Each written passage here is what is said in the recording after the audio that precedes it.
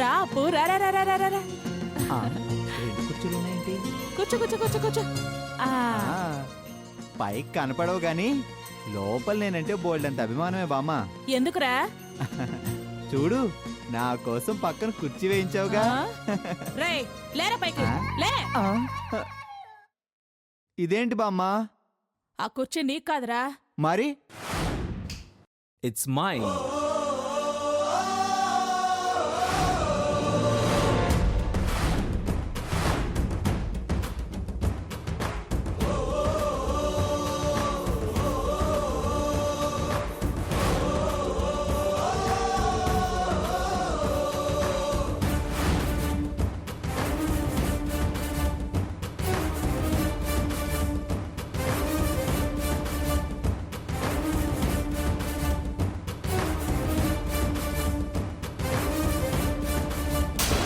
కుర్చీ నా కోసం వేయించింది బామ్మ.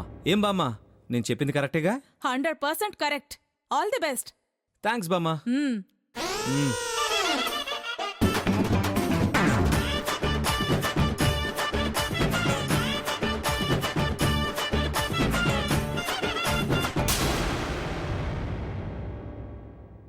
అంత రెస్పెక్ట్ అవసరం లేదు అపర్ణ, కూర్చో.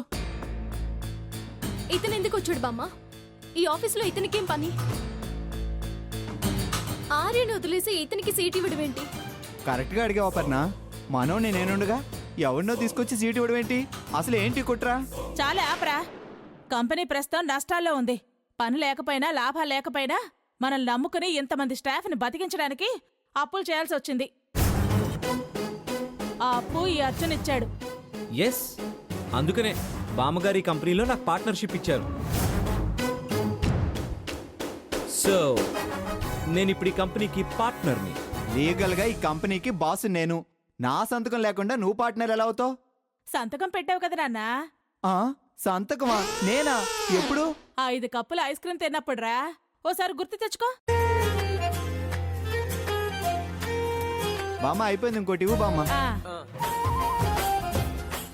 ఇదిగో సంతకం పెట్టు. ఒరే నాన్న, సంతకం పెట్టు. ఇదే ఉంది బామ్మ, ఇలాంటి ఐస్ క్రీమ్లు ఇస్తే ఎన్ని సంతకాలైనా పెడతాను.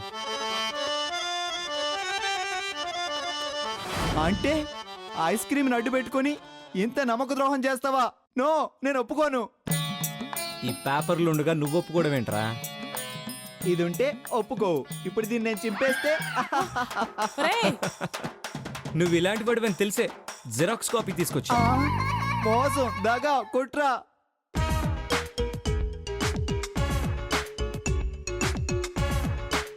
చిన్నపిల్లని చేసి ఆడుకుంటారా?